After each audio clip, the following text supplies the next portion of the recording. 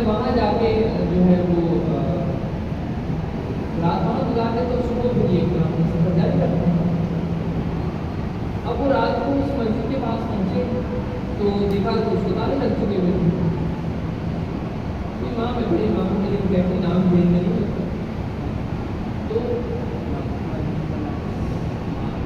ماں محمد بن عمر رحمۃ اللہ ان کا واقعہ. اس میں کیا ہوا کہ وہ مسجد بلاک تھی.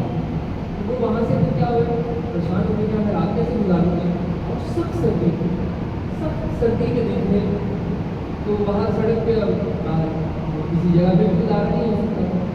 تم نے قریب میں دیکھا تو ایک نان بھائی تھا. نان بھائی کہتے ہوتے جو نان لگانے والا ہوتا ہے نا تندور میں جو کام کرتے ہیں تو تندور والا جو تھا وہ نان لگا رہا تھا.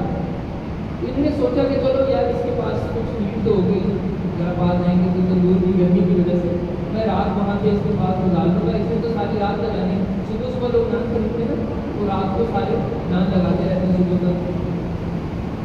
تو یہ ان کے پاس چلے گئے اجازت لے کے اور اس کے پاس جا کے بیٹھ کے اس کے بھی تندور ہوگا اس کے پاس رات ایسے بیٹھ کے گزری گئی جیسے کہ انہوں نے دیکھا جو وہ تندور والا بندہ ہے نا وہ نان لگاتا ہے پیڑا اٹھاتا ہے کہتے ہیں استغفراللہ پھر اس کی روٹی بناتا ہے کہتے ہیں استغفراللہ پھر وہ تندور میں لگاتا ہے کہتے ہیں استغفراللہ پھر اس کو اتارتا ہے کہتے ہیں استغفراللہ.